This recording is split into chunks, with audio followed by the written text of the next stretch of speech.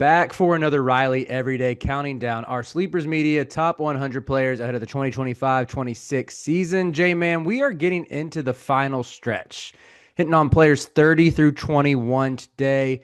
Categories are getting a little bit tougher because you're seeing guys who I would like to think are closer to properly rated, and you're seeing a lot of guys who, to be honest, there's not many clear paths to them really underachieving, in my humble opinion. So I'm excited to see how this affects our respective categories. But really fun group of guys. Honestly, can't wait to watch most of the teams these guys are on. Should be some of the best ones in the sport. But I'll go ahead and turn it over to you, and we can go ahead and get into the list of players who make up numbers 30 through 21. Yeah, let's start it off with number 30, Darius Acuff at Arkansas, followed by number 29, Thomas Houck at Florida, 28, Joshua Jefferson at Iowa State, number 27, Tunde Yesufu for Baylor, number 26, PJ Haggerty at Kansas State, 25, Solo Ball at UConn, 24, Boogie Flan at Florida, 23, Zuby Ejiofor at St. John's, 22, Alex Condon at Florida, and then 21, Alex Caravan at UConn. Yeah, kind of like I hit on at the top. I mean, you have two preseason top five teams with UConn and Florida, both getting multiple guys in this group. St. John's, another preseason top five team, even though, say what you will, I don't really buy the hype right now based on what we've seen, but maybe they'll get there. And a couple like lottery level talents in Darius Acuff and Tunde Yesufu. I think it'll make for pretty interesting discussion. So, sort of building off that, J Man, out of this group, which player do you expect to outperform his ranking?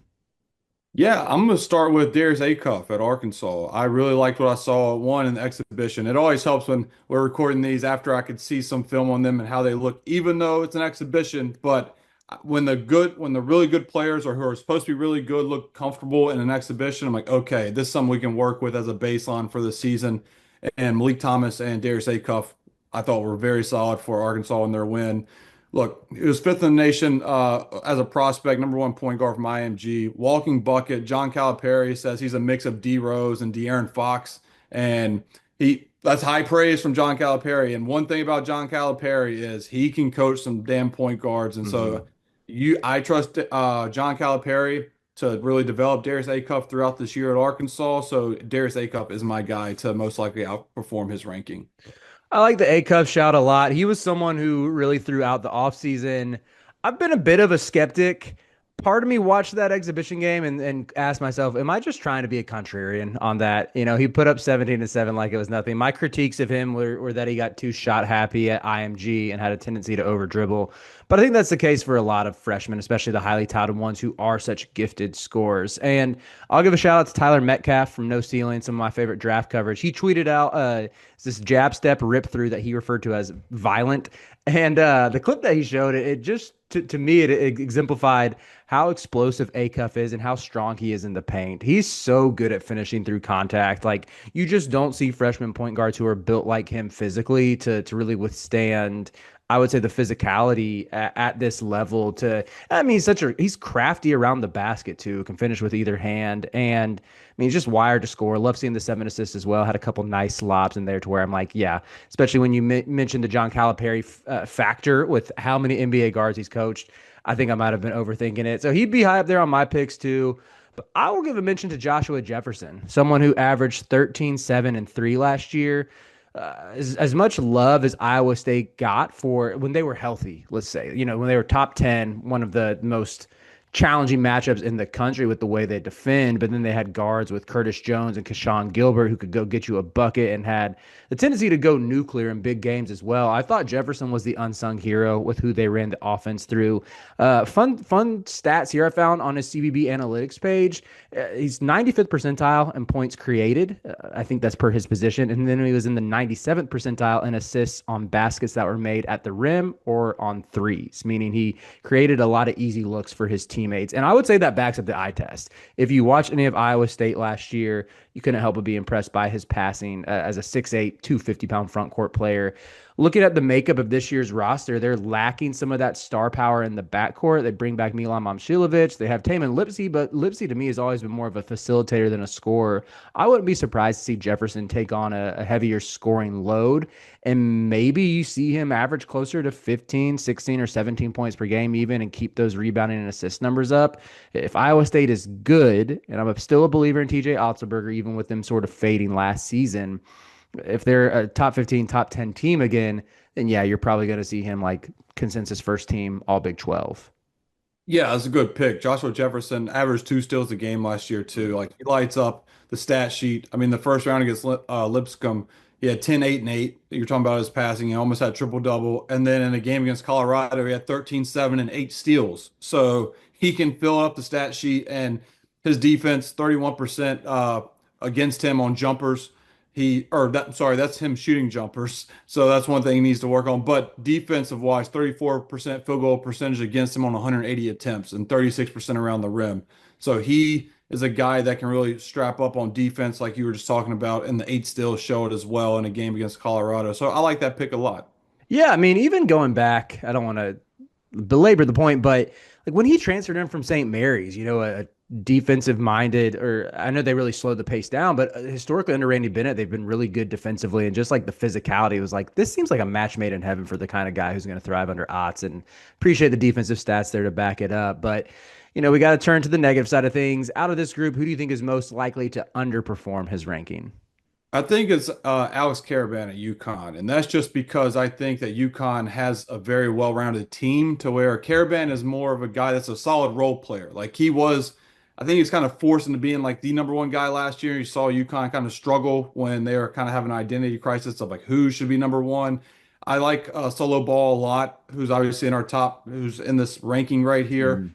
And I would probably give the edge to Solo Ball and Demary that we talked about, who transferred in. I like a lot. And then Braylon Mullins coming in as a freshman. Like, there's just other guys on that team that I think would take less of the pressure off Caravan to where Caravan can kind of do the one thing he does really well and, shoot the rock out of it. 44, 35, 83 splits. 165 of his 200 shot attempts were catch and shoot, and they were 52% efficient field goal percentage.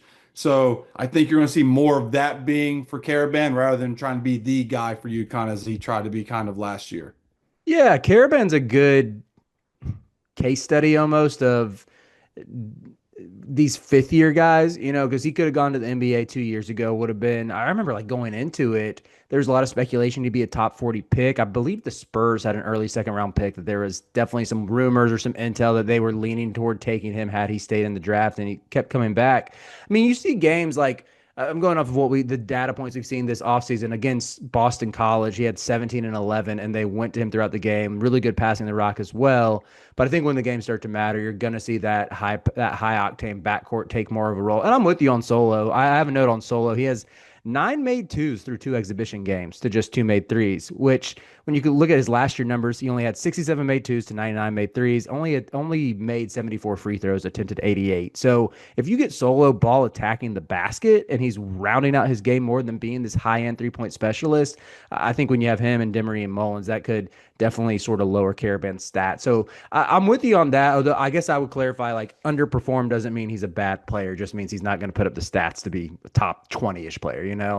Um, with my answer, I'd consider Yesufu here, which hurts my heart because I love Yesufu. I think he's going to be comfortably like a top 7, top 8 pick. I just kind of worry about that Baylor team with so much mid-major talent around him that if some of those guys don't hit or translate, that could spell trouble. Same argument for PJ Haggerty if Kansas State's not very good, but he'll probably get his numbers regardless. You could also make a case for any of the Florida guys. Like probably all three of them aren't going to have this breakout. Maybe they do. Like you got to give the champs their respect, but if I had to, oh man, I like all these players. It's really tough, but if I had to like gun to my head pick one, I'd probably go PJ Haggerty just because like K State could be a bubble team again, and he might put up close to 20 points per game. But if you win 18 games, like who cares? Yeah, I think that's a good pick because you can honestly maybe factor in like a quit factor if Kansas State does have a down year right away and they're like 10 and 12 and it's just like, you know what? Like, do I just really hone it in and just don't play as hard as I want to finish the season. I do agree with you about the other Florida guys too, because this is 21 through 30. Like we're getting to the nitty gritty of the top tier in college basketball. Who out of those three is going to take that leap? And Mhm. Walter Clayton obviously is in the league now, so who's really going to step up with that? But yeah, PJ Haggerty. I have a fun fact about PJ Haggerty here. You know I come with facts, but Yeah, yeah. he, according to Synergy, he's 6'4", 195. He has had zero dunks in his career. He has never dunked a basketball in his college Really? career. Yes. He had 211 shots around the rim last year and zero or dunks via Synergy. How has he not had a dunk? I went on Synergy and I looked at last year, 211 shots around the rim, all were layups. The year before, zero dunks, and the year before, zero dunks. At this point, he might as well just finish it for the bit and just never dunk. Right. Or save it for senior night, just Yes. and they throw him First. a lob.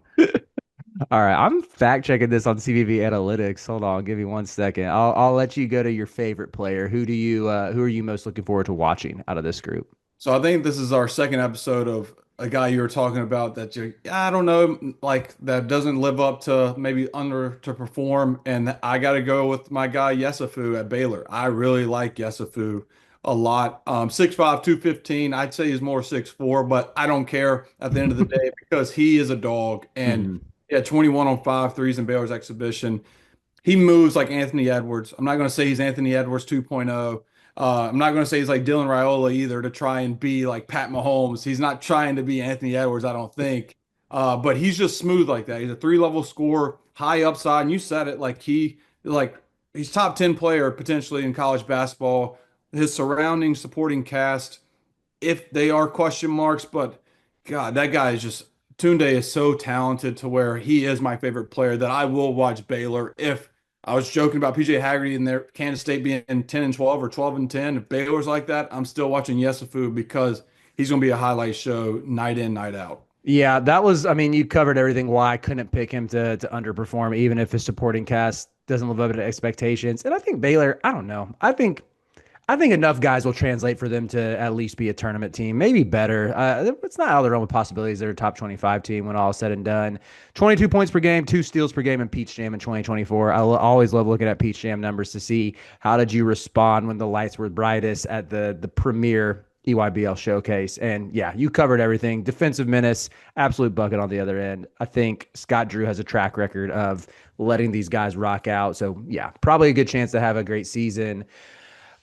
For my answer, I love both Florida front court guys. I just loved watching both Hauk and Condon last year. Hauk, I'm really curious. No, not Hauk. I have a stat on Hauk I'll get to. Condon, I'm really curious to see if he takes a leap and it becomes a larger focal point. Last year, averaged 9 points, 7 rebounds, almost 2 assists, and I believe 1.3 blocks per game. The block numbers, I don't think really tell the tale of how good of a defender he is. Like he was the anchor of that defense that was top five and really the bedrock of a national championship team. As much fanfare as Walter Clayton gets, having Elijah Martin at the point of attack, Condon anchoring the back end, that really allowed Clayton to go be himself and be a bucket getter. So I think I don't know. I'd love to see that block number come up a little bit, but I'm like, is there a world where he could get to closer to 14 or 15 points per game? Maybe if either Fland or Xavier Lee doesn't translate right away. But yeah, I just really enjoyed watching both him and Hauk all of last season for really their ability to run the offense. Like you got to get a lot of forwards out action with both of them. They're initiating dribble handoff, zoom action, that type of stuff, making a lot of reads. And I think that's probably my favorite style to watch is these modern five men who combine. It's not really the small ball era anymore because it's guys who are 6'11" or 7 footers who have that skill to initiate the offense. So yeah, love watching both those guys last year. Yeah, Condon, excellent defender last year. I mean, you hit the nail on the head. Opponent shot 21 of 108 on jump shots against him at 19%. Jeez, jeez, that's actually stupid. I didn't realize he was that good. Via synergy. And then opponent he held all opponents to 28% field goal percentage on 204 shots. That's So really impressive. he uses that. He can guard you get a guy, a white boy that can get out there and guard the perimeter in the SEC with those quick guards at 6'11", 230. That's impressive. Yeah. Like I'm obviously, I'm a Duke guy, so Malawach is a guy that I watched as a 7-footer try and stay in front of guys on the perimeter. Condon was even better, and Mhm. Condon 6'11", 230, fluid, athletic, and yeah, those are insane numbers. 28% of field goal percentage against him on 204 shots is just insane. And also, did you find the college basketball analytics for the dunks? For Haggerty, he was 0 for 2 last year on attempts.